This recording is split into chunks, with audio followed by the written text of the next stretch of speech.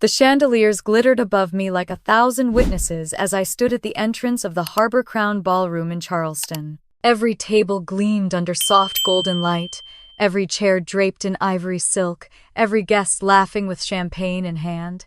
It was the rehearsal dinner for my sister Chloe Monroe's wedding, the social event of the season. And every single guest had a gold-engraved name card. Every guest except me. My name wasn't anywhere on the 150-person seating chart. I looked twice then, 3 times. Nothing. Chloe caught my eye from across the room, her lips curling into that smile I'd known since childhood, the one that could slice deeper than any insult. "Family can stand," she said loudly enough for the nearby guests to hear. A few chuckles followed, light and cruel. My mother Eleanor dabbed her lips with a napkin, pretending to be embarrassed. "Don't make a scene, Rachel," she murmured. My father Henry didn't even look up from his wine. I took a slow breath, tasting the bitterness of humiliation and the salt of old memories. The waiters whispered, shifting uneasily. I smiled, small but sharp. "Of course," I said, and walked toward the staff table in the back. The air there smelled of coffee and steel trays, real, unpolished, honest. I set down my clutch, opened my laptop, and logged into the operations panel of Harbor Crown Events. The cursor blinked beside one red button. Terminate contract. My finger hovered over it for half a second, long enough to remember every time they told me I wasn't one of them. Then I clicked. At first, no one noticed. The band played, forks clinked. Then, one by one, the sounds began to die. The string quartet's notes faltered mid-measure. The lights dimmed, flickered, then steadied in emergency mode. The head chef appeared at the kitchen door, confusion on his face, holding his phone. The servers exchanged nervous glances. Then the ballroom's massive LED screen flickered and glowed crimson. White letters appeared across it in silence, "Event suspended by owner." For a moment the room froze. You could hear the collective inhale. Then the whispers started spreading like fire. "What's happening? Is this a joke? Who would do this?" Henry Monroe shot up from his chair. "Who authorized this?" He barked, his voice echoing under the chandelier. I stood slowly, closing my laptop with a quiet snap. "Maybe you should read your contracts before mocking the staff," I said loud enough to be heard. 150 heads turned toward me. Chloe's face went pale, her smile dissolving. Eleanor's hand trembled around her glass. I could see confusion in her eyes, confusion, and beneath it recognition. Because somewhere deep inside she already knew. It was poetic justice, and I'd rehearsed it for months. But this story didn't start here. It began 15 years ago when I was 17, and the Monroes first invited me into their home. After my parents died in a car crash, the papers called it a tragedy of good people taken too soon. I called it an eviction from life as I knew it. I had a scholarship to finish high school, a suitcase of clothes that didn't fit, and a silence that hung around me like armor. Then, Eleanor Monroe arrived at the funeral wrapped in pearls and perfume with a smile that photographed well. "We'll take her," she'd said to the social worker, as if adopting me were a business acquisition. "It'll be good for her. And for us." At 17, I thought she was saving me. I didn't understand that I was a prop in her campaign for Charleston's most philanthropic family. The Monroes lived in a colonial mansion overlooking the bay where the air smelled of salt and money. From the first night, I understood my place. Dinner at 7 sharp, 12 seats at the table, and mine was closest to the kitchen door. Chloe was 16, then blonde, radiant, already rehearsed in charm. Eleanor introduced me as our charity project, and people applauded her kindness. I learned to smile on cue. The years that followed were a master class in quiet survival. Eleanor would pat my shoulder and say, "Remember, dear, everything you have is because of our generosity."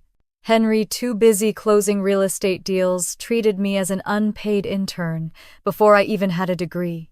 And Chloe, my sister, treated me like a mirror. She despised something that reflected everything she wanted to be without effort.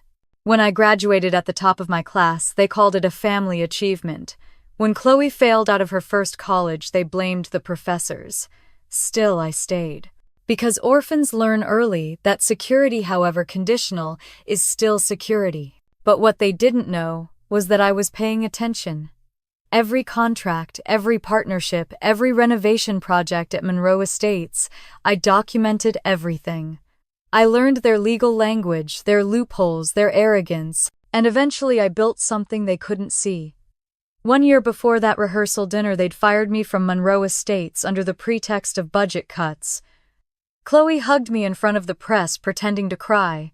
The flashbulbs captured her mascara and my restraint. I left with a box of files and an unshakable resolve. I rented a tiny apartment in Mount Pleasant, started working freelance for wedding venues, and poured every hour into rebuilding myself. Clients whispered about me, the planner who fixed disasters before anyone noticed. Soon my name became a quiet legend. That's when Daniel Pierce found me.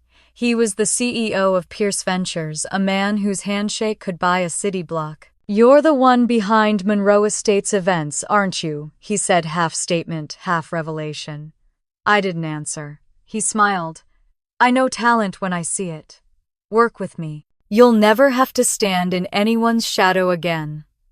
And so Harbor Crown Events was born, a network of luxury venues across the South. I worked in silence, using every skill the Monroes had underestimated.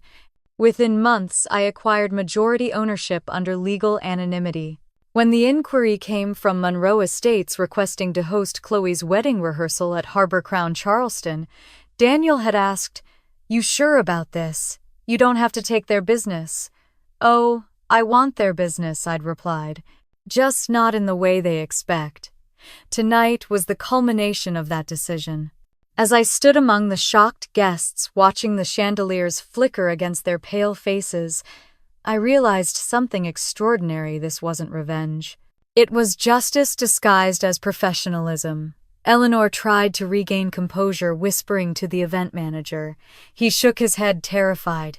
"Ma'am, the system is locked. The owner has terminated the event license." Henry turned toward me, voice trembling with rage. What did you do?" "I enforced a clause you signed," I said calmly. "You should have treated the staff better. Clause 12C, unethical behavior toward company representatives, results in immediate contract termination. It's in the fine print." The room erupted in murmurs. Chloe stared at me, speechless. "You're lying," she said finally. "Check the contract," I replied. Silence fell again. As Lydia Cross, my attorney, stepped forward from the doorway with a folder in her hand. She'd been there all along, blending with the staff, observing. "Everything was recorded," she said evenly. "Clause executed at 8:15 p.m., following verbal abuse toward service personnel. The owner acted within her rights." Henry's face drained of color. Eleanor sank into her chair, Chloe's eyes filled with disbelief. I picked up my laptop and walked toward the exit, heels clicking against the marble. The guests parted for me, as if instinctively recognizing the shift of power. At the door, I turned back. "Don't worry," I said softly. "Tomorrow's ceremony will go on. Just not here." Then I left the ballroom, filled with whispers, cameras, and the faint hum of justice echoing in crystal light. In the parking lot, the Charleston night wrapped around me, warm, steady, forgiving. I sat in my car for a moment, breathing in the quiet. My phone buzzed. It was Lydia. "Everything's clean," she said. "They can't sue. You own it all." "Good," I answered. From the front seat, I could still see the glow of the ballroom through the tall glass windows. People were streaming out in confusion, the once perfect illusion cracking under fluorescent emergency light. I started the engine, my reflection flickering across the windshield, a woman they once called an orphan, now the owner of their empire's most coveted hall. As I drove away, the city lights blurred into gold ribbons. My phone pinged again, a message from Daniel Pierce. "Pierce, heard you terminated the event. Everything okay? Me better than okay. It's poetic justice, Daniel, and it's only the beginning." The night stretched ahead, open and endless. And for the first time in 15 years, I felt no weight on my shoulders, no fear of being erased. Because I had learned one truth: the most powerful revenge isn't loud. It's silent, legal, and perfectly timed. As I drove away from the ballroom that night, the reflection of its fading lights followed me across the bay, reminding me that every ending is really just the beginning of the story that started 15 years ago. The morning after the rehearsal dinner, Charleston's air smelled of rain and magnolia. I stood by my apartment window, coffee in hand, watching the first light shimmer over the harbor. My phone buzzed with messages from journalists asking for comments. I ignored every one of them. There was no need to explain anything. The truth had already spoken in crimson letters across that ballroom screen: event suspended by owner. For the first time in years, I felt weightless. The storm was coming for the Monroes now, not me. Still, as I stared out at the bay, memories began to pull me back to the beginning, to the night I first walked into their world. I was 17 when Eleanor Monroe took me in. The day I arrived at their mansion, the air smelled of white lilies and wealth. The marble foyer gleamed, a chandelier hanging so low it almost brushed the top of my head. "You'll stay in the East Wing," Eleanor said briskly. "We've cleared a room for you." Her smile didn't reach her eyes. "And Rachel, dear, be sure to be grateful. Not many girls in your situation get a second chance." That was the first of many times she reminded me that I was lucky. At dinner that night, I sat at the long mahogany table across from Chloe, who wore a pearl necklace and the smug smile of a girl who had never heard the word no. Eleanor introduced me to their friends as our foster daughter, then added, "We believe in giving back." Laughter rippled around the table, polite but distant. When dessert came, Eleanor placed a silver fork beside my plate and whispered, "Just remember, everything you have is because of us." They said they rescued me, but what they really did was showcase me. I became the family's charity, exhibit the orphan, polished enough to impress Charleston society. My presence gave Eleanor a moral glow she couldn't buy. I smiled when told, posed for photos I didn't want, and thanked her for things she hadn't truly given. In that house, kindness was currency, and I was the return on their investment. The years went by, measured in silent humiliations. I learned that in the Monroe household, love came with ledgers. Henry Monroe ran his real estate empire from his study, where I wasn't allowed unless summoned. When I passed his door, I could hear him on the phone negotiating multi-million-dollar deals with the same tone he used to ask me to fetch coffee. He liked control. Eleanor liked appearances. Together they were Charleston's power couple, respected, envied, untouchable. And then there was Chloe. Beautiful blonde, destined for country club royalty. Every dress she owned had my envy stitched into its seams. She called me sis in public and charity case when no one could hear. When she got her first car, she told me to sit in the back because, in her words, "You're not used to leather seats." "Are you?" I learned to laugh softly so no one would notice the cracks forming inside me. By the time I finished high school, Eleanor had already decided my future. "You'll study business," she said. "It'll be useful when you help with the family company." Chloe's more creative, so she'll focus on public relations. She said it like an act of mercy. I went to the University of North Carolina on a full scholarship. They never paid for a thing, though they loved to tell people they did.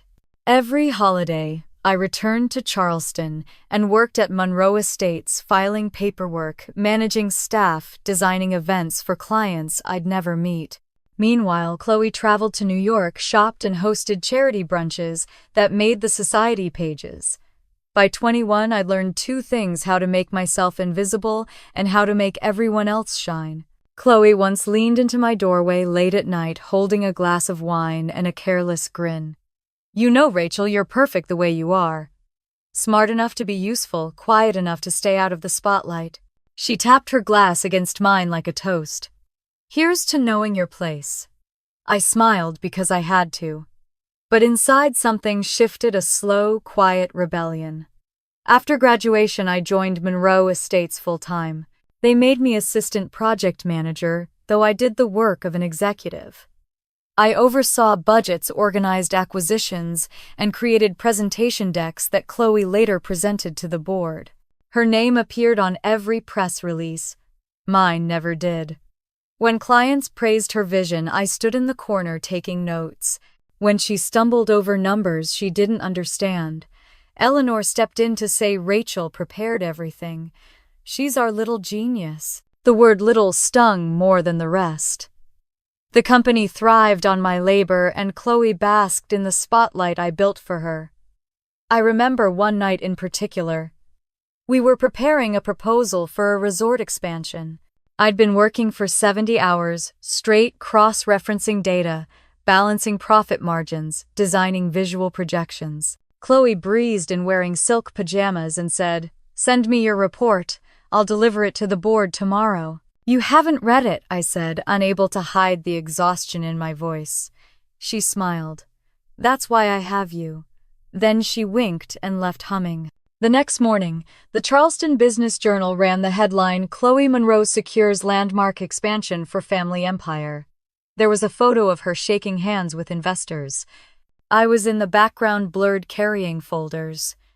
That was the day I learned the difference between gratitude and servitude. Even when I tried to assert myself, Eleanor would tighten the leash. "Don't forget, dear," she'd say, "with that pearl-wrapped smile our family gave you everything. A roof, an education, a name. What they gave me was a lifetime supply of invisibility." Still, I stayed quiet, taking mental notes. I learned how deals were structured, where the legal gray areas hid how contracts could bend truth without breaking it. I became their shadow strategist, and in my silence, I built power. Charleston society adored them. They hosted charity balls, fundraisers, and the annual Monroe Gala at the Harbor Crown Ballroom, the same venue they later rented for Chloe's wedding rehearsal. Every event looked perfect on the surface, pearls, champagne, speeches about legacy. But behind the curtain, I was the one ensuring everything ran flawlessly. At every gala, Eleanor would introduce Chloe as our future. I was introduced as the young woman who helps with the details. People nodded politely. Details weren't worth remembering. One night after another exhausting event, I walked home alone through the oak-lined streets. The moonlight hit the old cobblestones, and I thought about the irony. I'd built their reputation, yet had none of my own. When I got home, I stood before the mirror and said aloud for the first time, "If they won't give me a seat at the table, I'll build the table myself." That vow became the blueprint of my life. It began small, saving money from freelance event contracts, taking side projects that the Monroes didn't notice. I read every book on business law I could find. I attended night classes on corporate structuring, learning about offshore holdings and equity partnerships. By 26, I was managing private events for CEOs, politicians, and venture capitalists. They called me the Invisible Architect. I liked the title. It was during one of those events that I met Daniel Pierce, a name that would later change everything.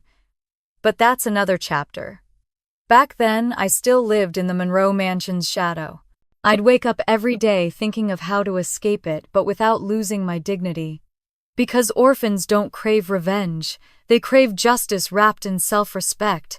The Charleston Gazette once wrote an article about Eleanor titled "The Pearl of the South." It praised her generosity for taking in a foster child. I cut it out, folded it carefully, and wrote on the margin, "Pearls look beautiful until you realize they're built from irritation." Now, years later, standing in my own apartment, overlooking the harbor, I looked at that old clipping pinned on my wall. The ink had faded, but my handwriting still burned through it. My phone buzzed a message from Lydia, my lawyer. Contract termination processed. Monroe Estates attempting to contact PR. "All clean on your end." I texted back one line. "Let them talk. The truth doesn't need PR." Outside, the rain began to fall, soft and steady. I thought of that 17-year-old girl in pearls, sitting at a dinner table where she was never meant to belong. She had no idea then that one day she'd own the very ballroom that defined her humiliation. As thunder rolled across the bay, I whispered to the storm, "That was their charity.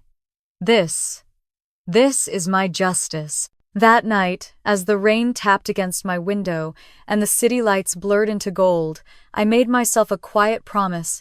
If the Monroes ever tried to erase me again, I would make sure the world remembered my name through the empire I built from their shadows. The day they fired me from Monroe Estates was almost beautiful.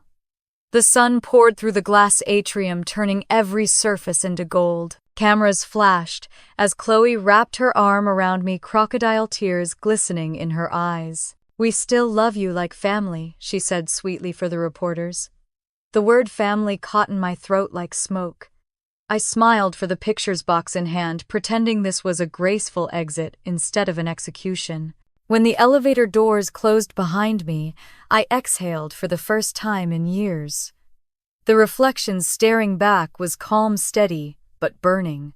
Outside, Charleston's streets shimmered in late summer heat, and I realized I was free, but broke, alone, and invisible. Freedom felt a lot like falling. I rented a small studio apartment above a bakery in Mount Pleasant. The walls smelled faintly of cinnamon and the ceiling leaked when it rained. I didn't care. I needed silence more than comfort. By day, I worked freelance for small wedding venues, fixing last-minute disasters no one else could handle. By night, I studied contracts and business law until my eyes blurred. Word spread quietly. "If your event's falling apart, call Rachel Monroe." No one knew who I really was. I stopped using my last name, publicly shortened it to Rachel M. Within months, clients whispered about me like a ghost that appeared when chaos broke out. I started to rebuild brick by invisible brick. At first, the jobs were small birthday dinners, engagement parties, but they grew. Savannah Hilton Head, Miami. Every time a wealthy client shook my hand and said, "You saved us," I smiled, thinking how many times I'd saved the Monroes without credit. One evening, I was supervising a beachside gala when a man in a tailored gray suit watched me from across the room. I didn't recognize him until he introduced himself. "Daniel Pierce," he said, extending his hand, "CEO of Pierce Ventures." The name rang a bell. He was the quiet kind of billionaire, the kind who didn't need to prove it. "You're the one who kept that fundraiser from imploding," he said. "You handle chaos like a strategist, not a planner."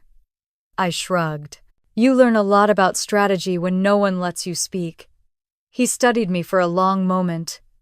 "You used to work for Monroe Estates, didn't you?" I froze. He smiled just slightly.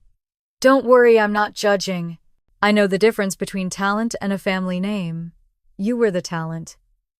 That night, we talked over black coffee until the catering staff packed up. He told me about his company Pierce Ventures, an investment firm that bought underperforming properties and turned them into gold. "I acquire," he said, "and you apparently create." He offered me a deal. "You handle the design and execution of the events for our new properties. I'll give you creative control and a partnership stake if you're good." I looked at him across the table. "What's the catch?" "Only one," he said. "You stay invisible. My company gets the credit, you get the control, until you're ready to stand in the light." That was how Harbor Crown Events was born, a silent collaboration disguised under the umbrella of Pierce Ventures. Daniel handled the public face. I built the empire behind it. For the first time, I had capital, power, and protection. I moved fast. Using shell companies registered in Delaware, I began buying stakes in venues that the Monroes once worked with. Palmetto Gardens, Magnolia Hall, and finally the jewel of Charleston Harbor, Crown Ballroom. Each acquisition was executed cleanly, quietly, legally. The Monroes never noticed. They assumed Pierce Ventures was just another investor, never realizing I was the one orchestrating the purchases. Every signature brought me closer to owning the spaces where they'd once flaunted their power. Daniel didn't ask questions he didn't want answers to. "Why these venues?" he asked once. "Because they symbolize everything I was denied," I said. He leaned back in his chair. "You're not buying property, Rachel. You're buying justice." "Same thing," I said. Within a year, Harbor Crown Events managed half of Charleston's most prestigious venues.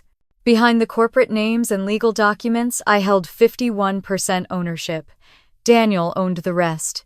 It was the perfect balance. He got the credit, I got the control. Then came the idea of Option 12. It started with a story Daniel told me one night over bourbon. There was this case in New York, he said. A client insulted the staff at a luxury hotel.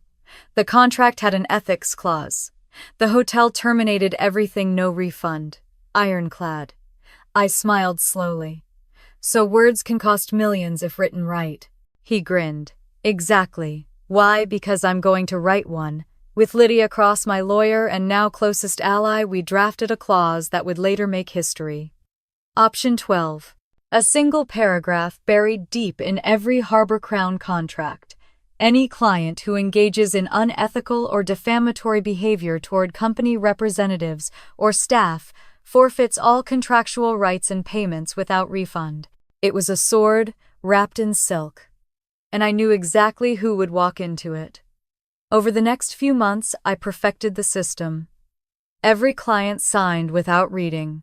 Most never imagined their own arrogance could trigger a disaster. But arrogance was predictable, especially among the elite. Meanwhile, Harbor Crown Events flourished. Daniel and I expanded into Miami and Atlanta, attracting celebrity clients. Every event, every review, every quiet success strengthened the brand that bore his logo, but carried my fingerprints. Late one evening, Daniel called me to his office. "You've done it," he said, handing me a file. Monroe Estates just submitted a booking request. I blinked. For what, he smirked. A wedding rehearsal. Harbor Crown Charleston. I stared at the contract, the venue I owned. The same ballroom where Eleanor had once introduced me as their charity case. Daniel's tone softened. "You don't have to take it." "Oh, I'm taking it," I said. "In fact, I'll give them a discount." He raised an eyebrow. "You're sure?" I nodded. "Call it a family rate." That night I sat in my apartment, the glow from the harbor lights painting the walls gold. I opened the booking proposal and added one more detail, a revised version of Option 12, now labeled Clause 12C. It was my final masterpiece. In case of defamation or unethical behavior toward company representatives, all event contracts are subject to immediate termination by the ownership entity without refund or liability. Lydia reviewed it, then looked at me. "You really think they'll insult you again?" "They always do," I said. When the Monroe's deposit cleared, I stared at the transaction confirmation, feeling nothing but quiet satisfaction.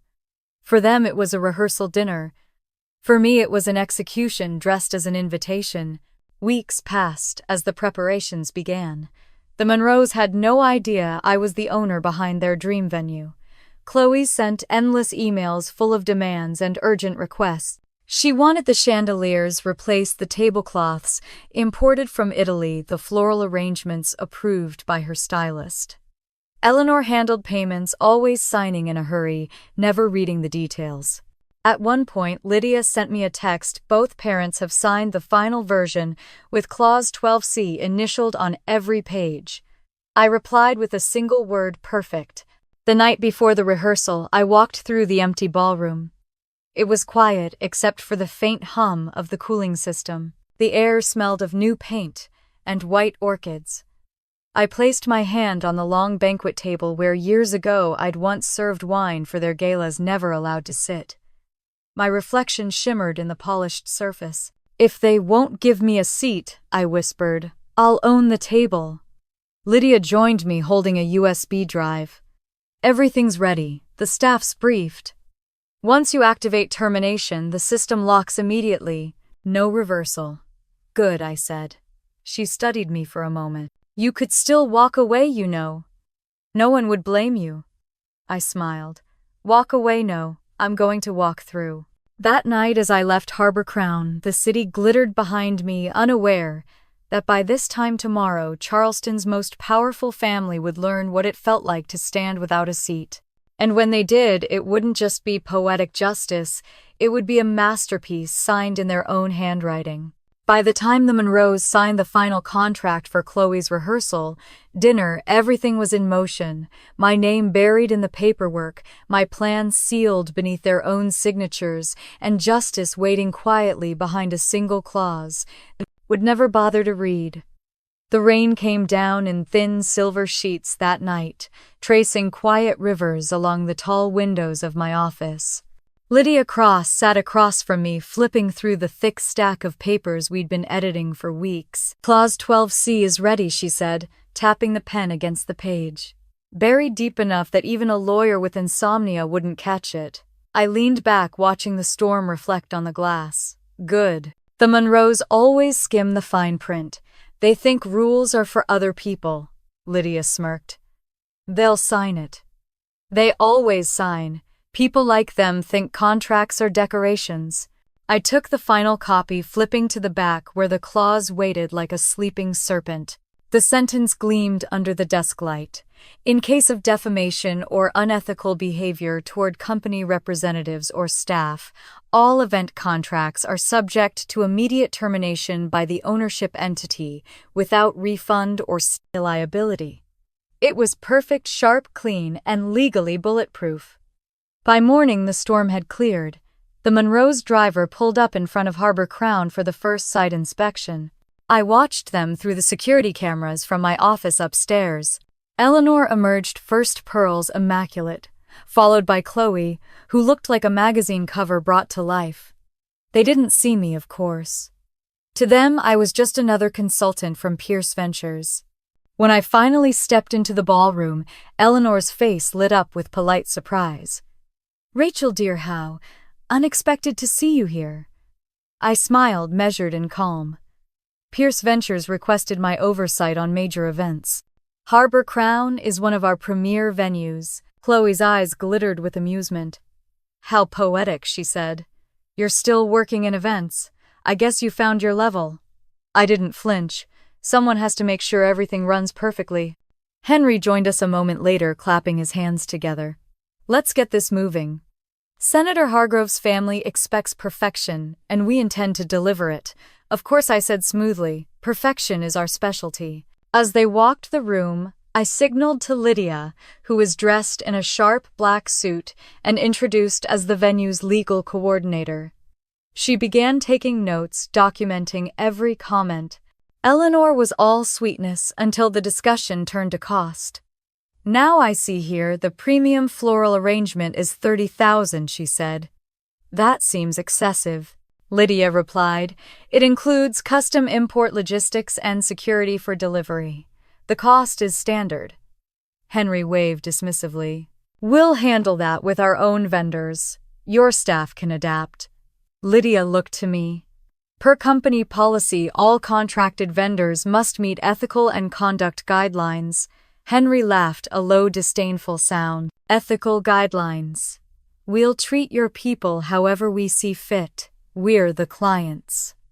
I met Lydia's eyes and gave a small nod. She wrote something in the margin of her notes. One-word violation. When the meeting ended, Chloe lingered behind, as if savoring the power imbalance. I'll be honest, she said, walking toward me. I didn't think I'd see you again after Dad let you go. But look at you still orbiting around us. Some things never change. Some things evolve, I replied. She tilted her head. Oh, you mean like harboring resentment? How's that working out for you? I smiled faintly. You'll see soon enough. Later that night, Lydia and I sat in my office reviewing the notes. That's it, she said. You have verbal proof of their attitude towards staff. If they step out of line again, we can legally trigger Clause 12C. I poured 2 glasses of wine. Let's drink to anticipation. Lydia raised her glass, and to poetic justice. As the days passed, the Monroes' arrogance bloomed like a fungus. Chloe micromanaged every detail of the wedding rehearsal. She demanded the chandeliers be lowered because she wanted better lighting for the Instagram photos. She berated florists, called caterers incompetent, and once told a cleaning staff member, "Don't touch the bride's space with your peasant hands." Every incident was recorded, cataloged, time-stamped. Patience, Lydia reminded me. You can't trigger it until the behavior crosses the threshold publicly. Oh, it will, I said. They always need an audience. A week before the rehearsal, Daniel Pierce invited me to dinner. We met at a quiet restaurant overlooking the harbor. Word around town is that the Monroes are back in high society's good graces, he said, cutting into his steak. The wedding of the decade, they're calling it. I sipped my wine. The decade's about to get interesting. He gave me that sharp, knowing look of his. You've set the trap. Option 12, I confirmed. He chuckled softly. You know, I once thought revenge was noisy. You're proving it's surgical, I smiled. Surgery saves lives. Or ends infections. When I returned home that night, I opened my laptop and reviewed the documents again. Eleanor and Henry had both signed every page, their initials scrawled neatly at the bottom corner of Clause 12C. They had no idea they were handing me their own noose. The following afternoon, during a budget meeting, Eleanor called me to update the payment schedule. She sat across the table in the ballroom's private lounge, scrolling through her phone. I trust you've made those revisions, she said. Of course I replied, sliding the document across. It was the updated agreement with Clause 12C highlighted in invisible ink for Lydia's verification. Without looking, Eleanor took the pen and signed each page. Henry will sign these later, she said. He's busy. Lydia's voice was calm. Please initial on every page, Mrs. Monroe, for standard compliance. Eleanor sighed, irritated. Fine. You people and your bureaucracy. Click, click, click. Each signature another nail. When she finished, she pushed the folder back to me. Happy now, ecstatic, I said. Outside, the sky began to dim. Lydia closed her laptop. You realize, she said softly, this means you can end the entire event with one keystroke. That's the point, I replied. Justice should be simple. 2 nights before the rehearsal, I walked through the ballroom alone. The air smelled of lilies and polish. The chandeliers hung heavy like silent witnesses. I ran my fingers along the edge of the long banquet table, the one I wasn't allowed to sit at 15 years ago. A young technician looked up from adjusting the lighting and smiled. Everything's ready, Miss Monroe. Good, I said. Tomorrow make sure the backup systems are on my signal. Yes, ma'am. When he left, Lydia appeared in the doorway holding a small USB drive. The recordings, the contracts, the staff statements, it's all here. I turned the drive in my hand, feeling its weight. One click and everything changes. She studied me. Are you nervous? I looked around the ballroom that once symbolized everything I could never have. No, I said quietly. I'm ready. We stood there in silence for a moment. The storm outside had begun again, soft thunder rolling over the bay. I remembered Eleanor's voice, sharp as glass. Don't make a scene, Rachel. This time I wouldn't need to. The scene would make itself. Lydia touched my arm lightly. You deserve this. I nodded.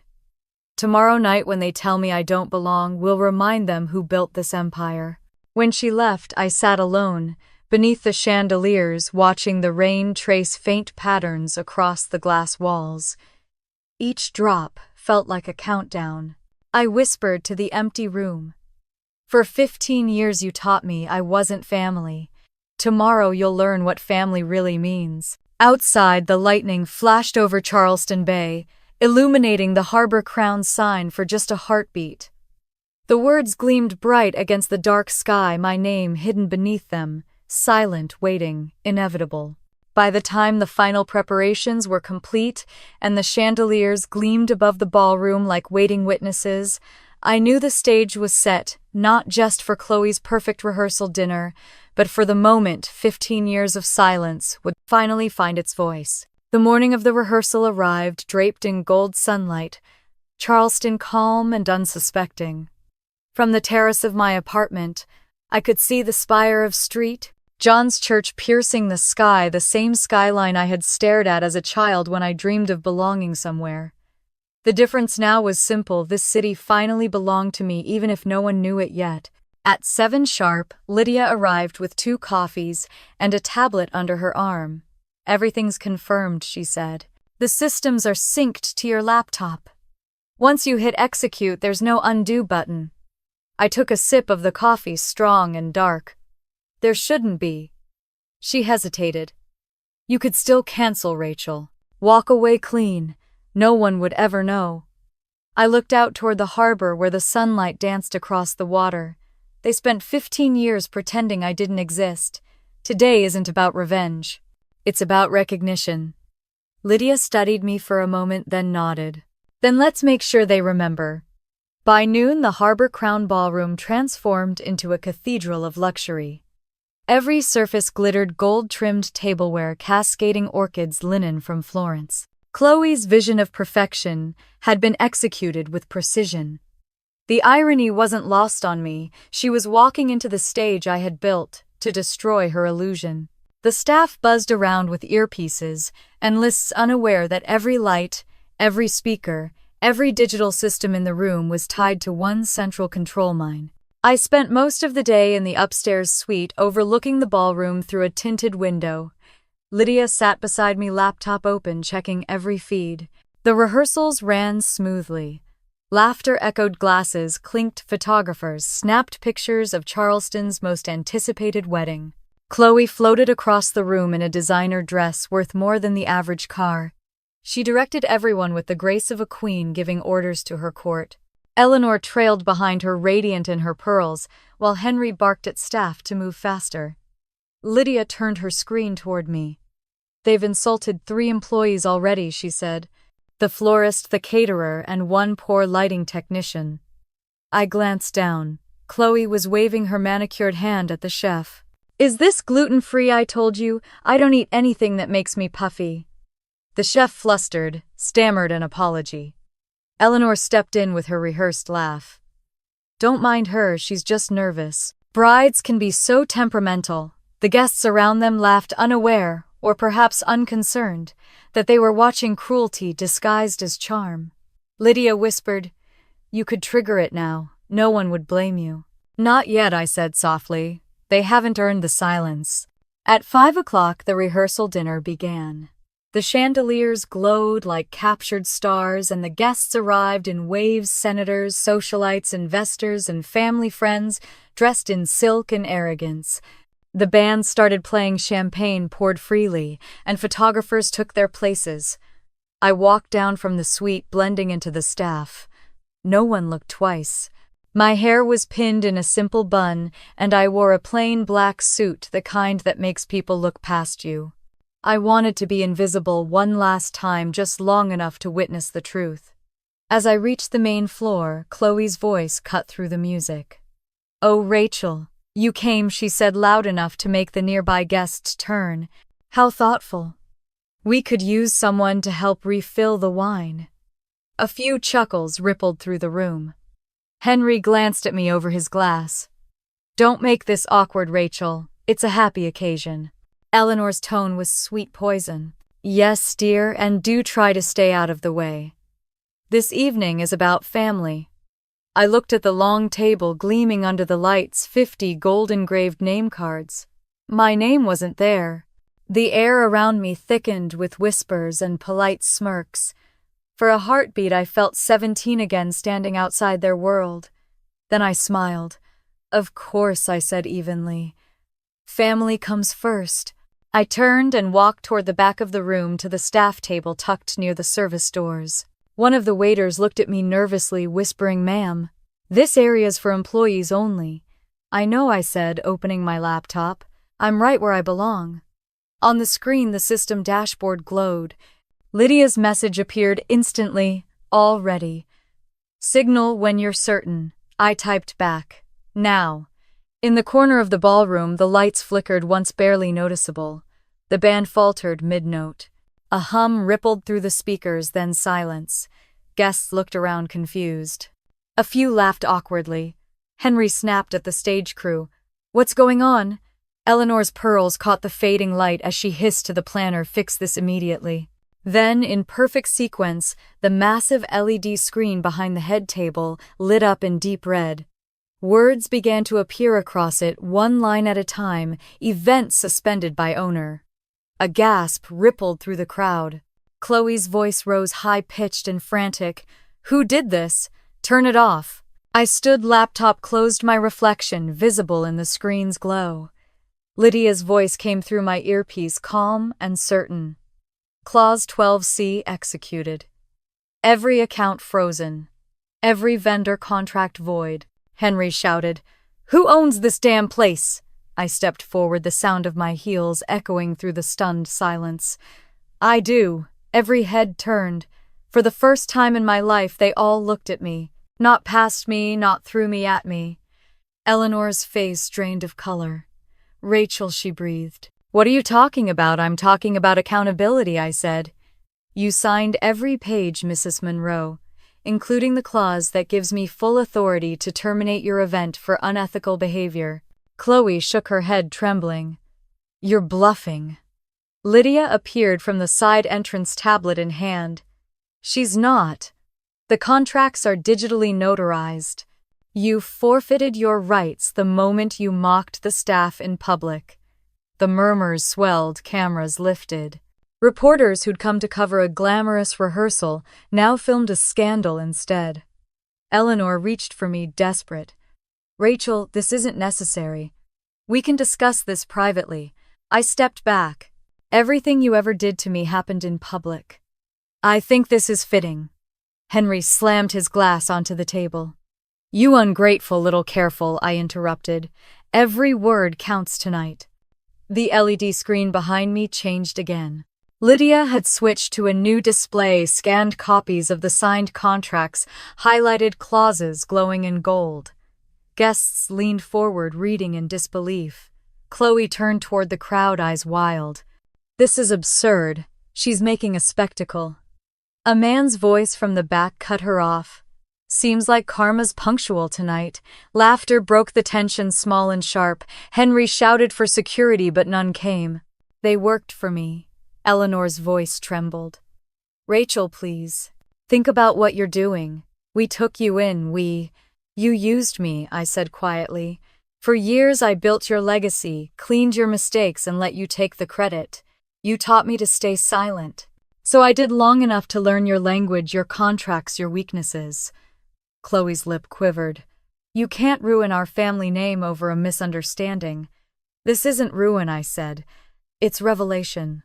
The silence that followed was so complete, you could hear the faint hum of the chandeliers. Cameras clicked again, capturing every detail, the fury in Henry's jaw, the disbelief in Eleanor's eyes, the tears beginning to streak Chloe's mascara. I turned to the guests, offering a calm smile.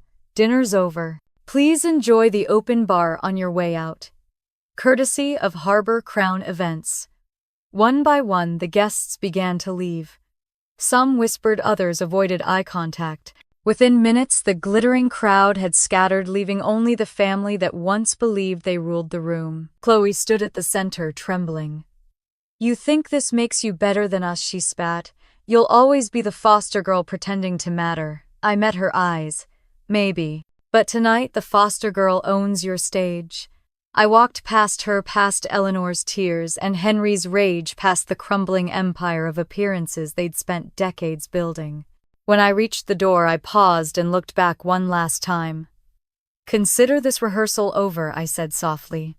"Tomorrow, the real performance begins." Then I stepped into the Charleston night, the air heavy with the scent of rain and reckoning, knowing that for the first time in my life, the spotlight finally belonged to me. That night, as I drove away from the shattered glitter of the ballroom, I knew the Monroes would wake up to a very different Charleston one, where their power no longer owned the story, and mine was just beginning to be told. The next morning, Charleston woke to headlines that spread faster than the tide. Every newsfeed, every radio segment, every gossip column carried the same story: Charleston Harris humiliated as wedding rehearsal shut down by venue owner. My phone vibrated non-stop with messages from numbers I didn't recognize. Reporters, bloggers, even old classmates who had ignored me for years. I turned it face down on the counter and poured myself a cup of coffee. The city outside my window shimmered, unaware that its favorite dynasty was crumbling. By noon, it wasn't just Charleston talking. CNN picked up the story. The hashtags number "event suspended by owner" and number "Charleston Justice" were trending nationally. Videos from last night flooded TikTok and Instagram. The moment the LED screen lit up, my voice, echoing calmly across the ballroom, Eleanor's frozen face, Chloe's hysteria. Someone had captured the exact second Henry slammed his glass and yelled, "You ungrateful little," before the video cut off. Lydia arrived at my apartment holding 2 newspapers. "You're on every front page," she said, setting them down on the table. The Post and Courier headline read, "Karma served cold, Monroe wedding implodes in public scandal." Beneath it, a photo of me walking away from the ballroom, laptop in hand, like a closing scene from a movie. I laughed quietly. "They finally see me." "Do you feel any guilt?" Lydia asked softly. I took a sip of coffee. "Not guilt, relief." She nodded. "Well, enjoy it. Because it's just starting. The Monroes are panicking." That afternoon, Henry called Pierce Venture's office demanding to speak to Daniel. He didn't realize the line was recorded. Lydia and I listened as he shouted, "You'll regret ever working with that girl. I'll ruin her reputation before she ruins ours." Daniel's voice remained calm. "Mr. Monroe, your daughter's event was terminated under legal contract. Harbor Crown operates independently, and our team acted within its rights. You should review the paperwork before making accusations." Henry's reply was venomous. "She's just a foster rat with a lucky break." Daniel hung up without another word. Then he forwarded the recording to me with one sentence. "He's giving you all the rope you need." By evening, the Monroe PR team had released a statement calling the incident a misunderstanding. They blamed a technical glitch and insisted the wedding would proceed as planned. But the public didn't buy it. Screenshots of the signed contract surfaced online. An anonymous source, Lydia, of course, leaked excerpts of Clause 12C. "Unethical behavior toward staff" was the phrase that made headlines. Comment sections exploded. "Imagine being so rude you get legally cancelled," one user wrote. "Charleston's real Cinderella," another said. "Except this time she owns the castle." That night I turned on the TV for the first time in months. A panel of business analysts discussed the case on a financial news segment. "This sets a precedent," one said. "Ethics clauses are standard in corporate law but rarely enforced in hospitality." "Whoever wrote this contract, that would be me," I murmured. Lydia grinned from the couch. "You just redefined poetic justice." Still, part of me stayed quiet inside. The noise outside was loud praise, gossip, speculation, but in the silence between headlines I felt the weight of years pressing against me. Revenge is rarely about destruction, it's about acknowledgement. And acknowledgement was finally mine. 2 days later, Henry held a press conference in the Monroe Estates boardroom. The footage streamed live. He looked older, angrier, his tie crooked, his face flushed. "Our family has always upheld the highest standards of professionalism," he declared. "This smear campaign orchestrated by a disgruntled former employee is beneath us." The journalists weren't convinced. One asked Mr. Monroe, "Is it true your daughter verbally abused Harbor Crown staff?" Henry's jaw tightened. "We will not dignify gossip." Another voice cut in, "Can you confirm that your company signed the ethics clause?" His expression faltered. That contract was manipulated. Within minutes, the video went viral. Number "Lying Henry" trended before sunset. Daniel called me that night. "They're digging their own grave," he said. "Good," I replied. "Let them do the heavy lifting." By the third day, Monroe Estates stock had dropped 20%. 2 major investors withdrew. Their charity sponsors postponed events. The banks began reviewing their credit lines. It was happening faster than I'd imagined. Lydia met me at Harbor Crown, standing under the same chandelier that had witnessed everything. "It's poetic," she said. "They spent decades humiliating you in this city, and now Charleston is watching them drown." I looked around the ballroom, polished, quiet, calm. "This place used to make me feel small," I said. "Now it feels clean." That afternoon I received an email from Daniel marked urgent.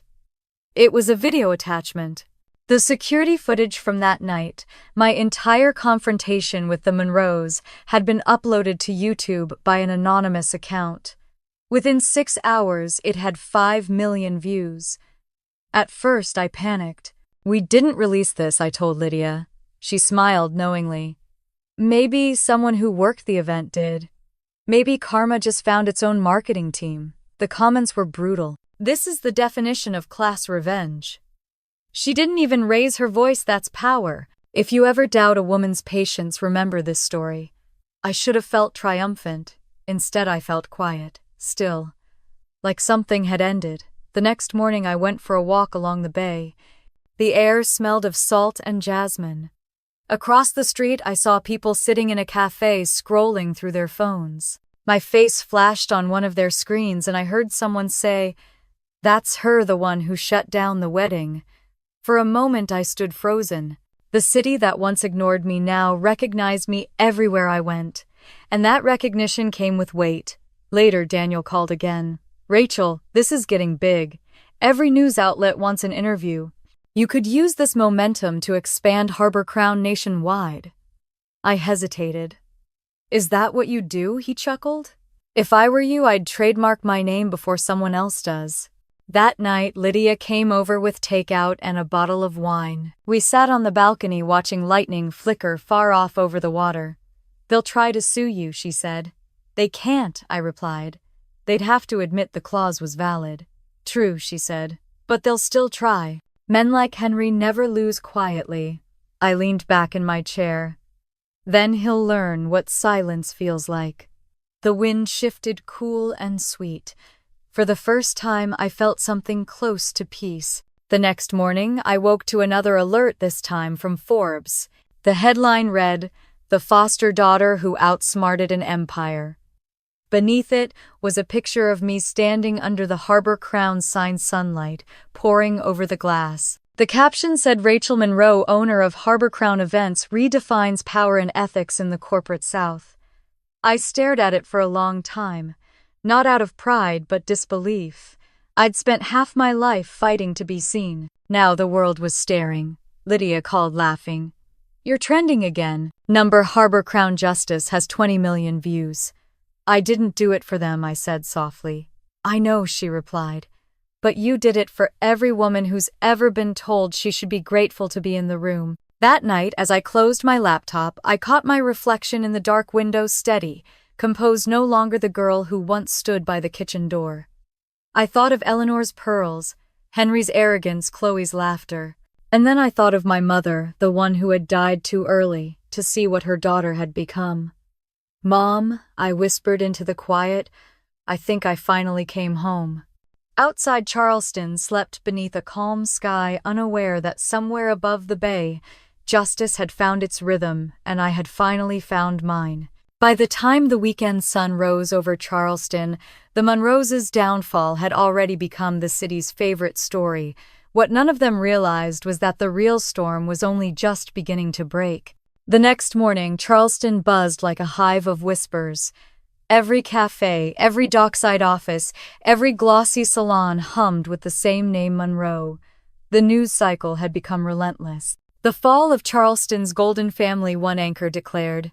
Even the society columns, which once adored Eleanor's pearls and Chloe's charity galas, now called them a dynasty undone. I sat in my office at Harbor Crown, sunlight spilling through the glass walls. Lydia scrolled through a dozen tabs at once, each one a headline. "They're everywhere," she said. "Every network, every podcast. People can't get enough of their downfall." "Let them talk," I replied. "It saves me the trouble of explaining." She tilted her head. "You don't even sound angry anymore." I smiled faintly. "That's the thing about justice, Lydia. Once it arrives, anger becomes unnecessary." On the screen, a new video popped up, Chloe sitting in her car, sobbing into her phone camera. "I was betrayed," she cried. "I trusted her." The comments were brutal. "You mean you exploited her? Play stupid games, win poetic prizes." Lydia closed the tab. "She's unraveling. She's been unraveling for years," I said. "Now the world can finally see it." Outside, the harbor gleamed under a cloudless sky. My inbox pinged messages from investors, journalists, event planners wanting interviews. Daniel Pierce had called twice, already suggesting we expand nationally. I hadn't decided yet. My focus was still on Charleston, on the house of cards collapsing a few miles away. By afternoon, a new headline appeared on every major financial site: Monroe Estates faces investigation amid allegations of misconduct. Lydia looked up, eyebrows raised. SEC just opened an inquiry into their finances. I didn't ask how she knew. Lydia had contacts in every legal office south of Washington. They're about to learn what due diligence really feels like, I said quietly. Meanwhile, across town, the Monroe's mansion had turned into a fortress of silence. The gates were closed, the press crowded outside, and every delivery van that arrived was chased by cameras. Eleanor stopped answering calls. Henry hid behind his lawyers. Chloe deleted her social media after 1,000 cruel comments tore through her life like wildfire. One photo, however, managed to escape. It showed Chloe standing barefoot on the front porch, mascara streaked down her face, holding a half-empty champagne glass. The caption read, "From pearls to panic." Lydia turned her screen toward me. "That one's going viral." I stared at the photo for a long moment, then closed my laptop. "Enough. Enough," she repeated. "I've seen what I needed to see." She leaned back in her chair. "You're not enjoying this?" I shook my head. Enjoyment was never the point. I didn't want to watch them break. I wanted them to stop pretending they were whole. There was a knock at the door. Daniel Pierce stepped in, sharp as always, in a gray suit. "Ladies," he greeted. "Congratulations are in order, I think. You've made legal history, and probably tripled Harbor Crown's value overnight." "I didn't do it for the market," I said. He smiled. "Maybe not, but the market loves a woman who rewrites the rules." He handed me a folder. "Investors are already calling. If you wanted to take this company national, now's your moment." I looked at the folder but didn't open it. "Let Charleston breathe first." Daniel studied me for a moment. "You know," he said softly, "I've watched a lot of revenge stories play out. They usually end with destruction. Yours looks a lot like rebirth." When he left, Lydia said, "He's right. You didn't just win, you reset the balance." I walked to the window, watching a seagull cut through the sunlight. They spent years erasing me. All I did was turn the mirror around. By late afternoon, the internet had turned the Monroes into a cautionary tale. Think pieces appeared everywhere. The cost of arrogance, ethics in high society, the foster daughter who fought back. Every article twisted the same story into new shapes, but the message remained the same: Charleston's royalty had fallen, and their ghost of a daughter had taken the throne. Still, even victory has its echo. That evening, I received an anonymous email with no subject line. Inside was a single sentence: "Do you ever regret it?" I stared at it for a long time before replying no, but I remember it. The next morning I woke to rain. The sky was pale gray, heavy and forgiving. I decided to drive to the edge of the city to see the Monroe mansion one last time. The road wound past oak trees and iron gates, memories flickering like ghosts. When I arrived, the place looked smaller. The garden overgrown, the fountain dry. A for sale sign leaned crooked near the driveway. The empire that once glimmered like marble had crumbled into quiet decay. As I sat there watching the rain blur the windows, I saw movement by the door. Eleanor stood on the porch, wrapped in a robe, her hair undone. She looked straight at my car, though I doubted she recognized the woman behind the windshield. After a long moment, she turned away and closed the door. I whispered to no one, goodbye. Back in the city, the world kept spinning. Harbor Crown's phones rang non-stop. Reporters wanted exclusives, magazines wanted photo shoots. Lydia laughed as she handed me the latest headline: Charleston's Phoenix. Phoenix, I repeated softly. "That's what they're calling me. It fits," she said. "You burned the ashes they left you and built something better." I smiled, half amused. Maybe, but fire leaves scars too. Later that day, I visited the ballroom again, the scene of everything. It was quiet now, cleaned, restored, the chandeliers glowing faintly in the afternoon light. I stood in the center of the floor, the echo of my heels filling the space. Lydia joined me, arms folded. "You know," she said, "I've worked cases that ruined people. But this one feels like balance." I looked up at the chandeliers, remembering the faces that once laughed beneath them. "Balance is all I ever wanted." She glanced at me. "What now?" I exhaled slowly. "Now I start something new." That evening I held a small gathering at the Harbor Crown rooftop lounge. Not reporters, not investors, just my team, the staff who had stood by me quietly. The waiters, the event planners, the cleaners who'd been mocked by Eleanor and Chloe. When I raised my glass, the sunset painted the harbor in gold. "To all of you," I said, "for every unseen hour, every unnoticed effort, tonight isn't about revenge. It's about respect." They clapped softly, genuine and warm. One of the waitresses wiped her eyes. "You gave us dignity," she said. I smiled. "No, you always had it. I just made sure they saw it." When the sun disappeared behind the bridge, I stood alone for a moment, looking out over Charleston Bay. The water shimmered like liquid glass, reflecting the city lights. For years I'd lived beneath that reflection unseen. Now I saw my own. Lydia came up beside me. "Do you think they've learned anything?" I took a deep breath, feeling the breeze against my face. "No, but they finally know who taught the lesson." Down below, the sign outside the building glowed softly against the night. "The Phoenix Hall, owned and operated by Raquel Monroe." For a long time I simply stood there, letting the hum of the city fill the silence. The pain, the anger, the humiliation, they were all memories now.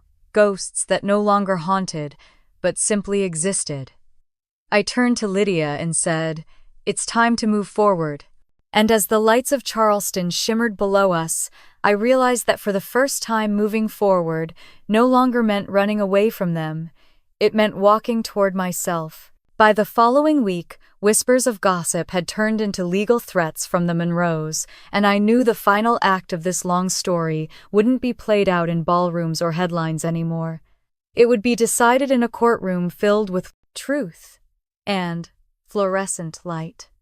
3 days after the scandal erupted, I found myself sitting in a glass conference room on the 25th floor of Harbor Crown's headquarters. The air smelled faintly of ink and rain. Lydia spread out a series of folders across the table, each labeled in neat handwriting: contracts, assets, legal proceedings, option 12. "This is it," she said. "The Monroes are demanding arbitration. They filed a preliminary complaint claiming sabotage and defamation." Daniel Pierce leaned against the window, calm as ever. "Classic panic move," he said. "They're trying to shift the narrative before the investigation buries them." I looked down at the papers in front of me. The signatures, Eleanor's loops, Henry's sharp angles, Chloe's careless scribbles stared back like ghosts. "Let them try," I said. "They've forgotten something important. The law remembers what people choose to forget." Lydia slid a page toward me. "You're sure you want this hearing public?" "Yes," I said, without hesitation. "They humiliated me in front of hundreds of people. They can face their truth the same way." Daniel smiled faintly. "Public justice. Bold move." "It's not bold," I replied. "It's necessary." Outside the window, Charleston shimmered under morning light. The headlines had only grown more intense. "Monroe Empire under investigation. Former foster-daughter files legal response." Commentators debated whether I was a hero or a ruthless strategist. Some called me the architect of justice. Others said I'd destroyed a family. But the truth was simpler. I had documented what they had built on lies. The hearing was set for Friday at the Charleston Civic Legal Center, an open forum reserved for corporate disputes that drew public attention. Reporters would fill the benches, cameras would flash, and the Monroes would stand under fluorescent light with no ballroom to hide behind. On the morning of the hearing, Lydia met me outside the courthouse steps. Her dark suit was immaculate, her hair tied back in a clean knot. "You ready?" she asked. I adjusted the cuff of my blazer. I've been ready for 15 years. Inside, the air was thick with whispers and perfume. The Monroes sat at the opposite table, Henry rigid with anger, Eleanor pale, but composed, Chloe avoiding eye contact. The cameras clicked like metronomes. The presiding mediator, a woman with steel-gray hair and calm eyes, called the room to order. This is a civil arbitration between Monroe Estates and Harbor Crown Events, represented by Miss Rachel Monroe. Eleanor's lawyer rose first, his voice practiced and pompous. My clients contend that the termination of their event was executed with malicious intent and constitutes reputational sabotage. Lydia waited for him to finish, then stood. Your clients breached a legally binding ethics clause, Clause 12C, signed and initialed by all parties. The contract clearly states that abusive or unethical behavior towards staff grants the venue full rights to terminate service without refund. The mediator glanced at the screen behind her where the document appeared in projection. Each signature glowed under the magnified display. Eleanor's lawyer sputtered, "We were unaware of this clause." Lydia raised an eyebrow. Ignorance of the fine print doesn't make it disappear. A ripple of laughter moved through the spectators. Henry slammed his fist on the table. "We gave you everything you were, nothing without us." I turned to face him calmly. "You didn't give me anything. You leased me pity at interest." The mediator rapped her gavel lightly. "Mr. Monroe, control yourself." The hearing continued. Lydia displayed timestamps, email chains, recordings of staff testimonies, proof of every insult, every documented moment of cruelty. Each revelation struck like a quiet hammer. Chloe stared at the screen, her mascara already smudging. Finally, the mediator turned to me. "Miss Monroe, would you like to make a statement?" I stood slowly, the room watching. For 15 years, I was the quiet one, the helper. The orphan they polished to look like generosity. Every dinner, every meeting, every headline was built on my work. They told me I wasn't family, just charity. So I learned their rules and I wrote one of my own, Option 12. A clause that doesn't punish arrogance but holds it accountable. Silence rippled through the room. Even the cameras paused. I continued, voice steady. What happened at the rehearsal dinner wasn't revenge. It was enforcement. They insulted my staff, publicly called them unimportant. I terminated the event because every person deserves respect, not because I wanted to hurt them. But they made the choice for me the moment they opened their mouths. The mediator nodded slowly. "Thank you, Miss Monroe." Henry's lawyer looked defeated. "We request leniency given the family's legacy." "Legacy?" Lydia interrupted. "Legacy doesn't excuse abuse." When the decision was announced, it was swift and final. The panel ruled in favor of Harbor Crown Events. The Monroes' claims were dismissed with prejudice and damages were denied. Every penny of their deposit was forfeited. As the room erupted in murmurs, Eleanor stood trembling. "Rachel, please," she said softly. "We can still fix this." "We can." "No," I said gently. "You can't fix what you never valued." Her eyes glistened. For the first time, I saw not cruelty but exhaustion, a woman realizing that her empire had collapsed under her own signature. Outside the courthouse, the press waited like vultures. Microphones flashed, voices overlapped.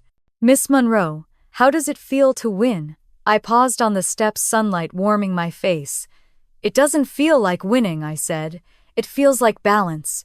That night, every major outlet carried the story. Rachel Monroe triumphs in legal battle, Option 12 upheld. The phrase Option 12 became a phenomenon. Lawyers wrote articles analyzing it. Business schools used it as a case study in corporate ethics. Daniel called from New York. "You just rewrote the rulebook," he said. "Harbor Crown stock is soaring. Every venue wants to adopt your clause." "I didn't write it for profit," I said. "I know," he replied. "That's why it's powerful." When I hung up, I sat alone in my office, watching the Charleston skyline glow against the night. Lydia knocked lightly before entering. "There's something for you," she said, handing me an envelope. Inside was a handwritten letter. The script was elegant but shaky. Rachel, I see now what we did. You were never our charity. You were our reflection, and we couldn't stand the sight of you. If this letter reaches, you know that I am sorry. Truly. E.M.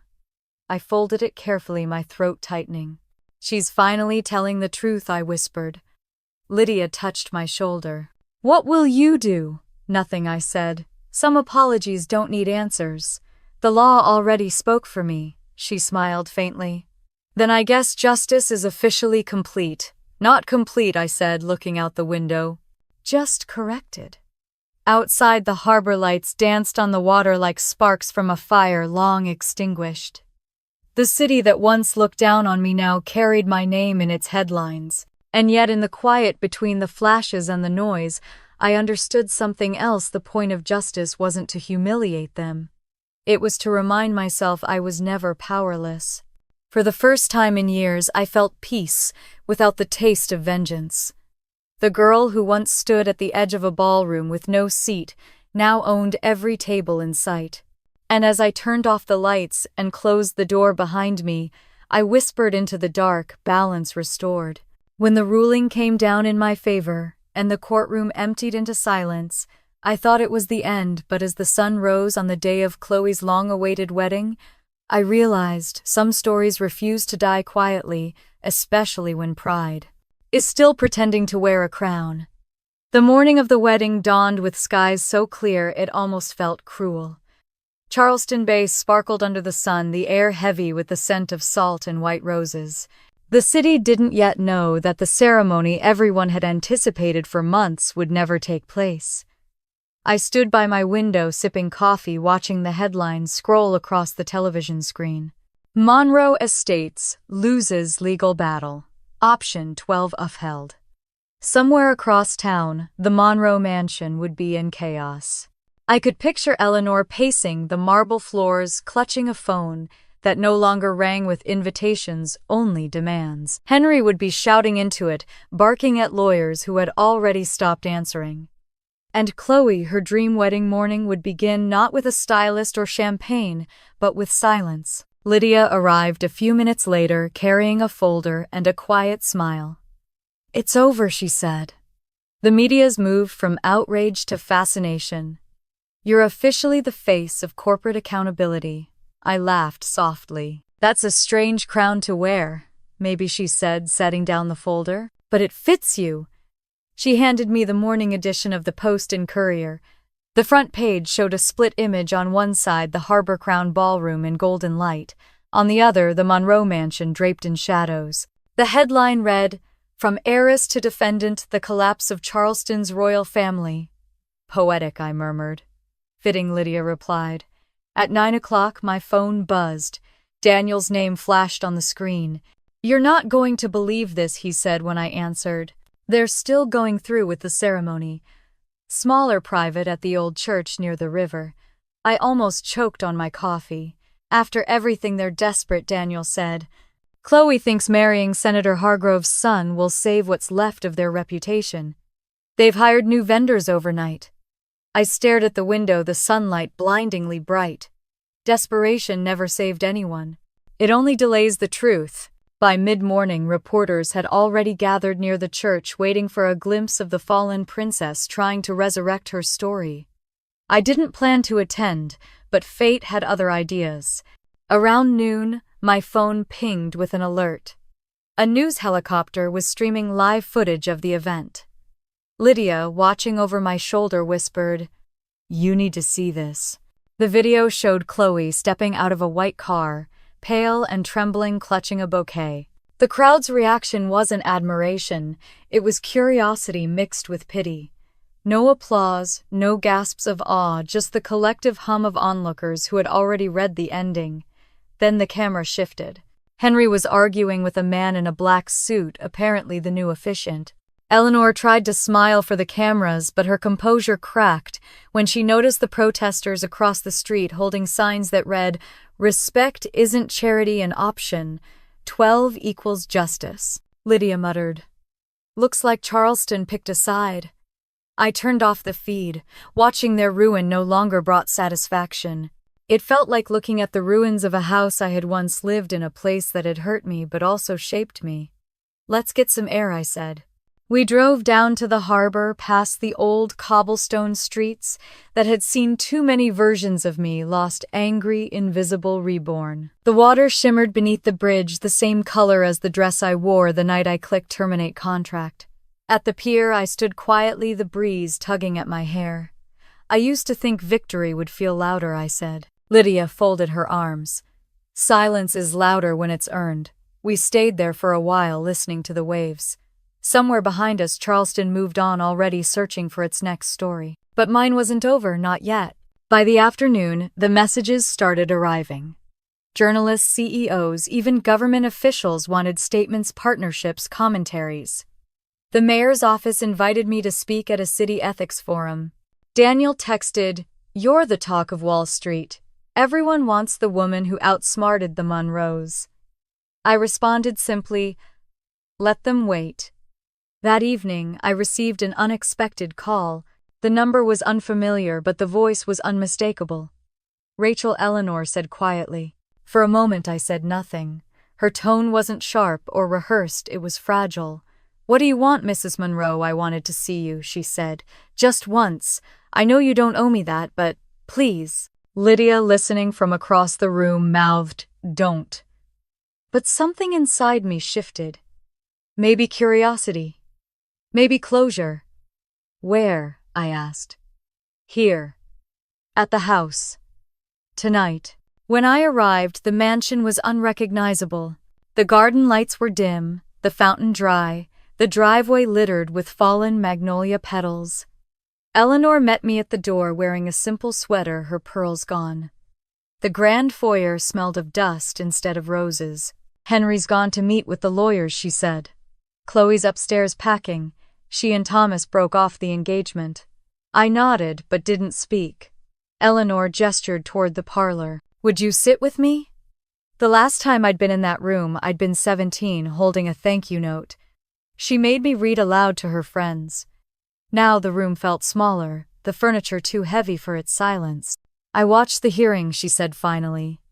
"You were composed, strong. I saw your mother in you."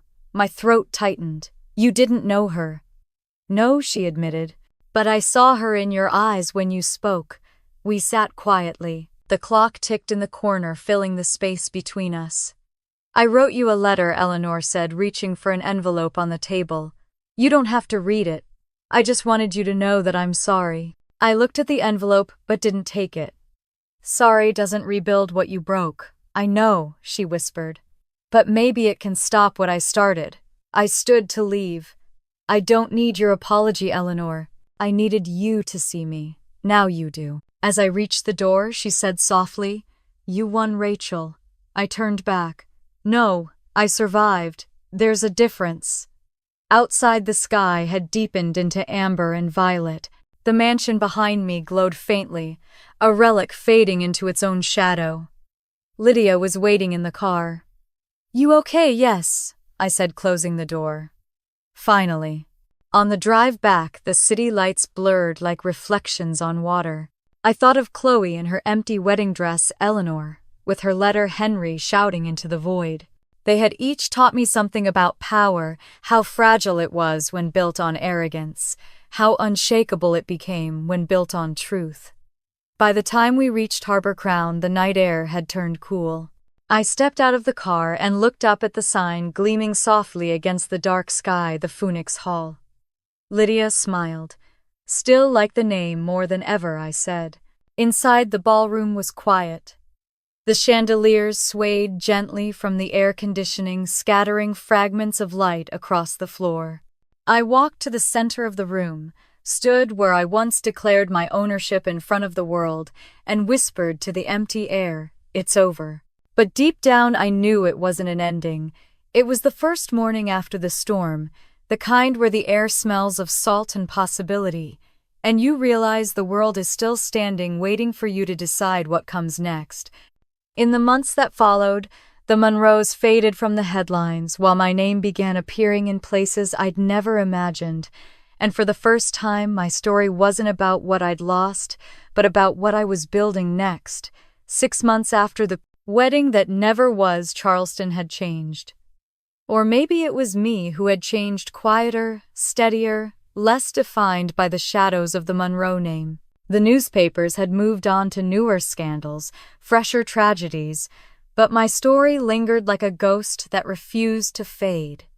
I didn't mind. Ghosts, after all, have a purpose. They remind the living not to forget. The Phoenix Hall had become the most sought-after event venue in the Southeast. Every weekend, its marble floors echoed with music, laughter, and life. People called it the ballroom reborn from ashes, and I let them have their metaphor. To me, it wasn't just a building. It was proof that you could build beauty out of ruin. On a warm April morning, I walked through the lobby as the sun poured through the glass ceiling, bathing everything in gold. The staff was setting up for the Phoenix Foundation Gala, our first anniversary celebration. Lydia met me by the grand staircase, tablet in hand, as efficient and sharp as ever. "Attendance is over 200, she said. Mayor investors, and 3 national news outlets. And of course the 30 scholarship recipients from the Foster Futures program." I smiled.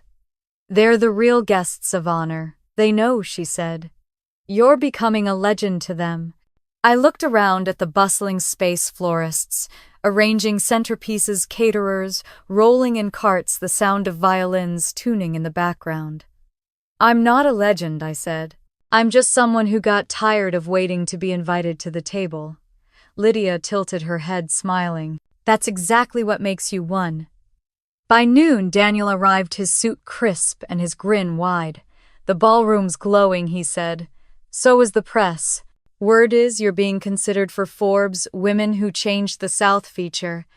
I laughed. "You make it sound like I burned the map." "You did," he said, "and then you drew a better one." He handed me a folder labeled "The Phoenix Fund Expansion Proposal." "You've outgrown Charleston, Rachel. Atlanta's waiting. Miami, maybe New York." I flipped through the pages but closed it gently. "One city at a time," I said. "Growth without grace is just greed with lipstick." He nodded, the respect in his eyes unspoken. "Then we'll do it your way." As the day wore on, the ballroom transformed. Crystal chandeliers shimmered overhead, their light reflected in the polished floor like stars trapped beneath glass. The tables were set with white orchids and gold-trimmed place cards, each one inscribed with a name that mattered, not titles, not money, but stories. Survivors, dreamers, builders. At 5 o'clock, sharp guests began to arrive.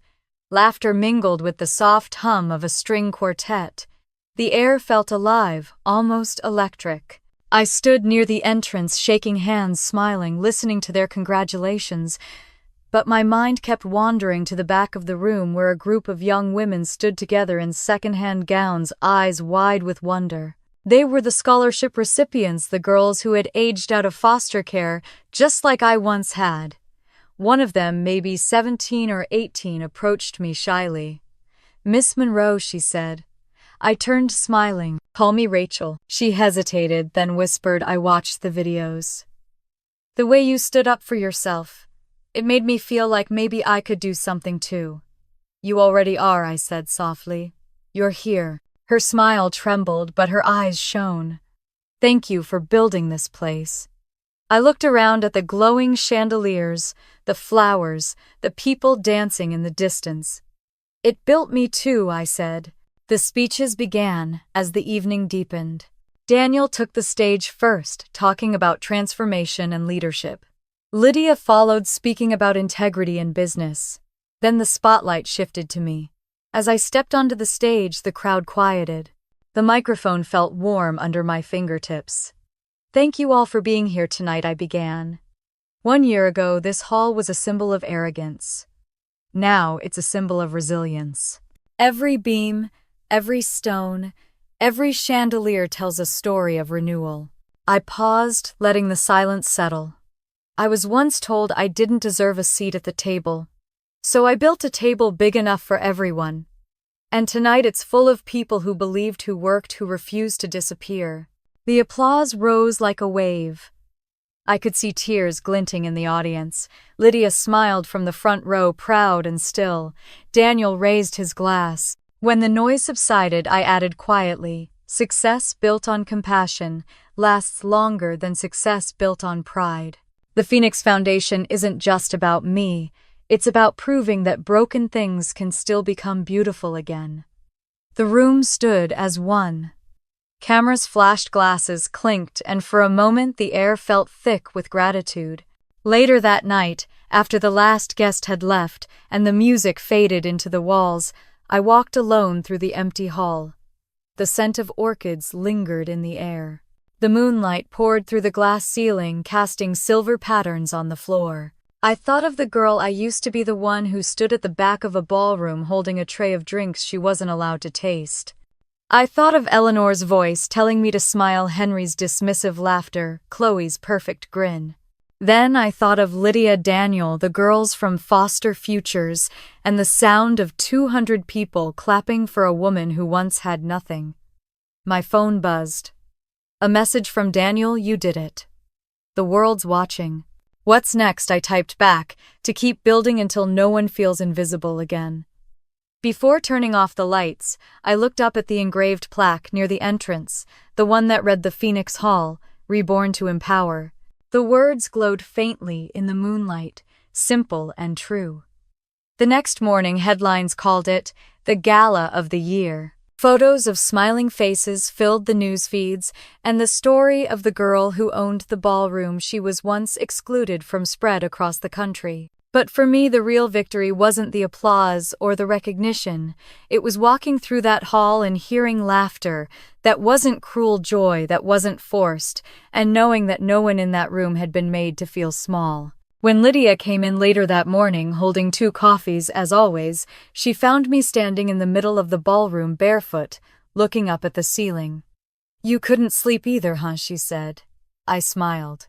"No. But for the first time in my life, I wasn't awake because of fear. I was awake because of peace." She handed me the coffee. "That's what real power feels like." I nodded. "It doesn't shout, it glows." As the city stirred awake outside, I realized something I hadn't before: the revenge had ended months ago, but the story of rebuilding had only just begun. The Phoenix Hall wasn't a monument to my pain anymore. It was a promise to everyone who had ever been silenced, and I intended to keep that promise for the rest of my life. In the weeks after the Phoenix Gala, as the applause faded into ordinary days, I began to understand that true victory wasn't measured in headlines or valuations. It was in the quiet steadiness of building something that no longer needed revenge to stand tall. The summer heat rolled over Charleston like a soft veil, heavy with magnolia and salt.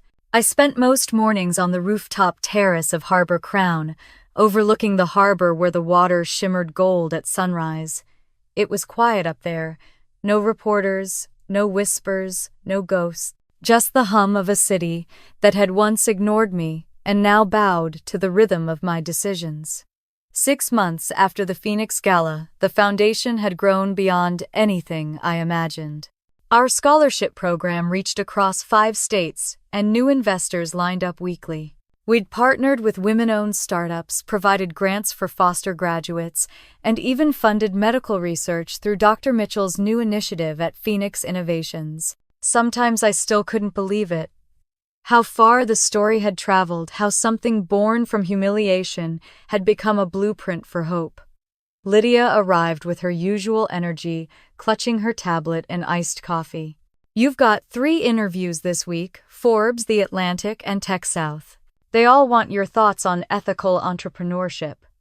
I groaned lightly. "That phrase sounds exhausting." She smirked. "You invented it. She wasn't wrong." Somewhere along the way, my revenge had turned into a movement. People didn't just want to hear about how I'd destroyed the Monroes, they wanted to understand how I'd rebuilt myself. And though I preferred silence, I knew that staying visible meant ensuring no one could ever rewrite my story again. That afternoon, I attended a board meeting for Phoenix Innovations. Dr. Sarah Mitchell, now our Chief Scientific Officer, presented the latest results of the cardiac device that had started it all, the real one, not the fake numbers Victoria once stole. The trial results were promising. Thousands of patients had been treated across 3 continents. Real lives were being saved. After the meeting, Sarah lingered. "You know," she said, "I used to think justice was a courtroom word.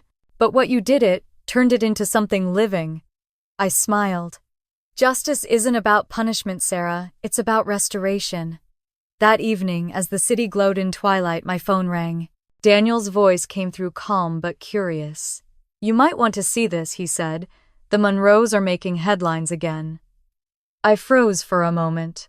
What now? They're selling everything. Mansion cars, jewelry. The estate's bankrupt. Rumor is Henry fled to Europe, Eleanor's in Portugal, and Chloe's working retail. A wave of quiet disbelief passed through me. Retail, yes. Department store in Sacramento. Someone took a photo of her folding clothes in the stockroom. Its viral caption reads, "From pearls to price tags." For a long time I said nothing. Daniel waited. "How do you feel?" he finally asked. "Nothing," I answered truthfully. "It's over." But even as I said it, I felt something small inside me, neither joy nor pity, but closure. The kind that comes not from winning but from realizing the battle no longer defines you. The next morning I found a letter waiting at my office. The envelope was plain, the handwriting unfamiliar. Inside was a short note: "Rachel, I don't expect forgiveness. I only hope you find peace in the empire you built. I'm trying to build something small myself. For the first time, I'm doing it without lies. Chloe." I read it twice, then placed it in my drawer. "Peace," I whispered. "That's all I ever wanted."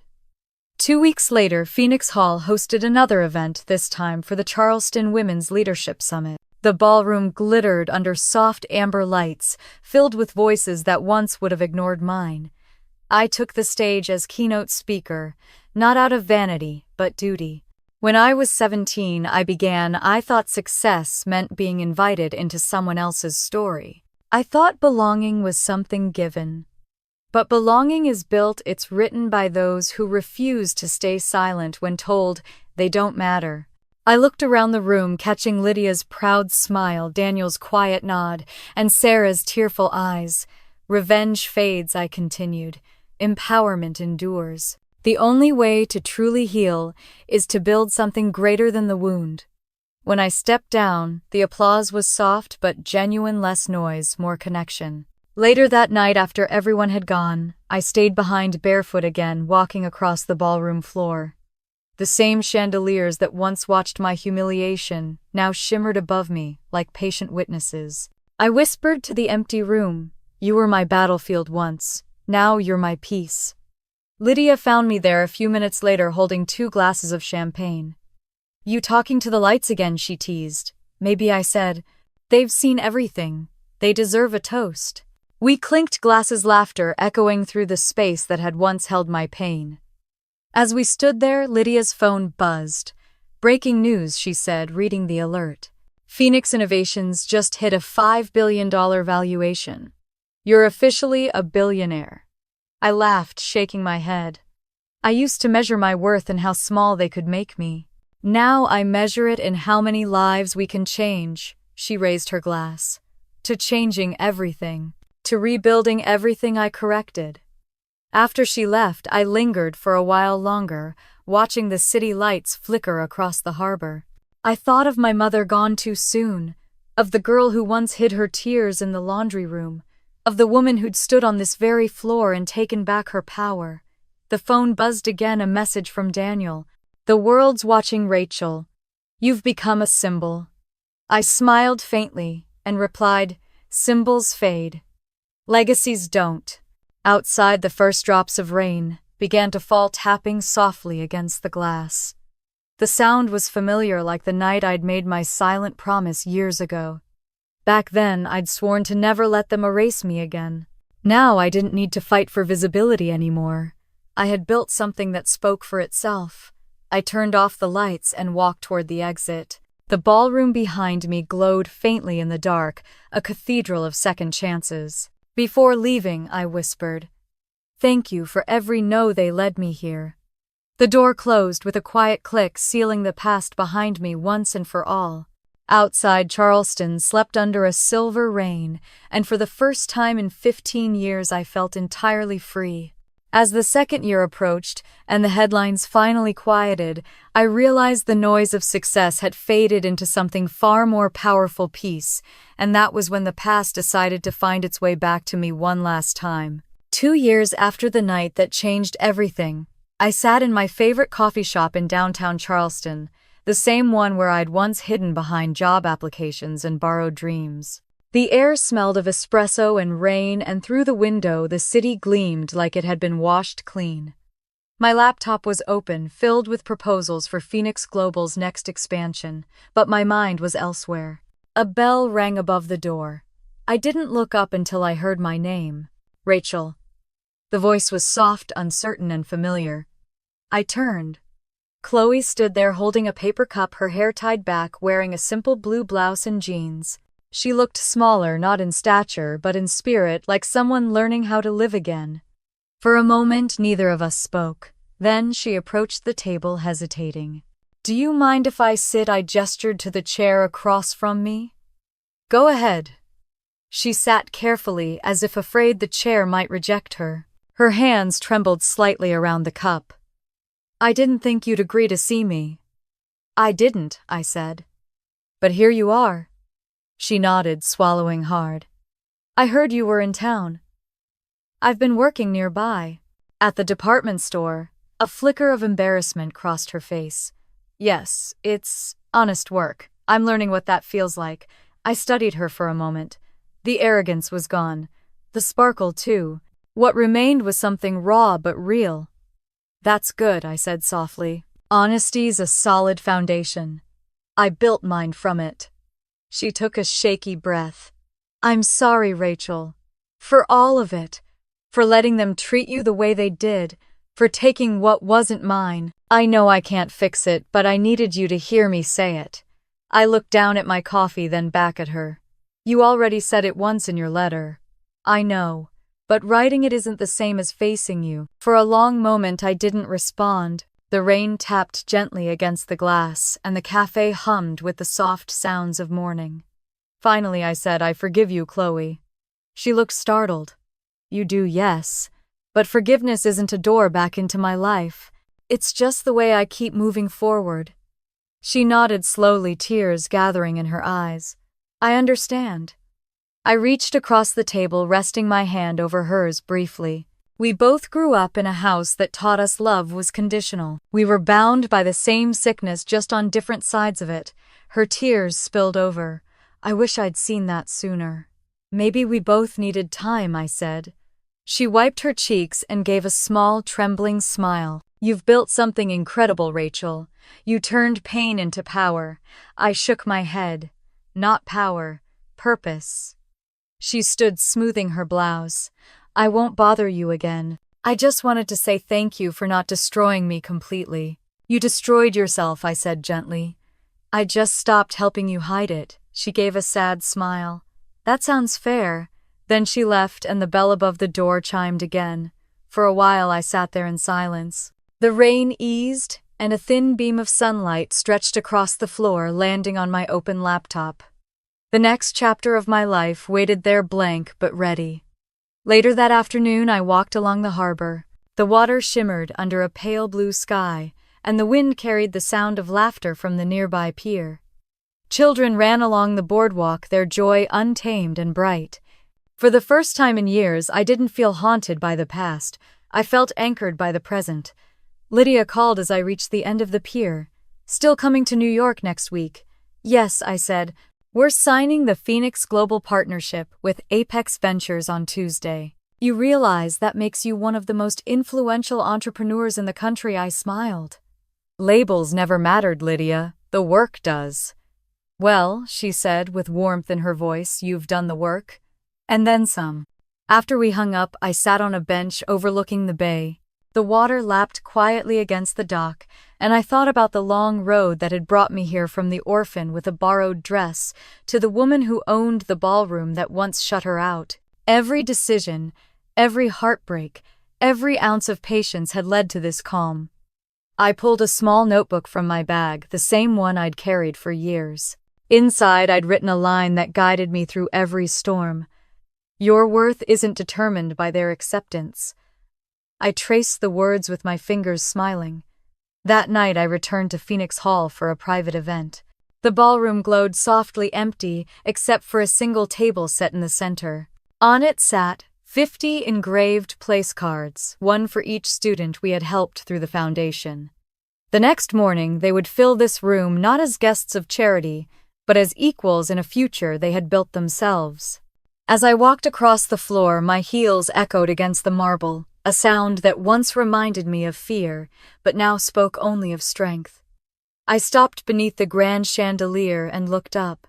The light refracted through the crystals, scattering tiny rainbows across the walls. I took a deep breath and whispered, "We made it." For a moment I thought of Eleanor and Henry somewhere far away, clinging to memories of a past that no longer existed. I thought of Chloe learning humility one day at a time. And I thought of my mother, her laugh, her warmth, the faith she had left behind in me. "Thank you," I said quietly. "For the pain, for the lessons, for the fire that forced me to rise." The doors opened behind me, and Lydia's voice called out, "You ready for the next chapter, boss?" I turned, smiling. "I've been ready for a long time." We stood together for a moment, the lights reflecting in her eyes. Then she said, "You know, people online still call you the girl who shut down her sister's wedding. Maybe it's time they hear the full story." "Maybe," I said. "Or maybe the story isn't about revenge anymore. Maybe it's about rebirth." She laughed softly. "Still poetic after all this time." "It's hard not to be," I replied, "when you've watched your own ashes turn into something beautiful." I looked around the ballroom one last time before heading to the exit. The air felt lighter, the room brighter, as if even the walls understood that their story had come full circle. Outside, Charleston shimmered beneath the stars, alive and endless. I slipped into my car, rolled down the window, and let the warm night air fill my lungs. As I drove away, the city lights blurred into streaks of gold behind me. For the first time, there was no plan, no agenda, no next move, just peace. The kind that comes when you've finally learned that you don't need to win to be free.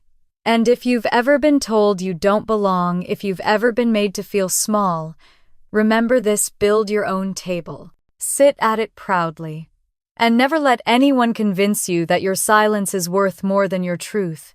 Because someday when the lights come back on and the room is finally yours, you'll understand what I did. Revenge may spark the fire, but resilience keeps it burning. If my story made you feel something, share it with someone who needs to remember their worth. Leave a comment, tell me where you're watching from. And don't forget to subscribe for more stories like this. Because sometimes the ones who are left standing are the ones who learn to rise.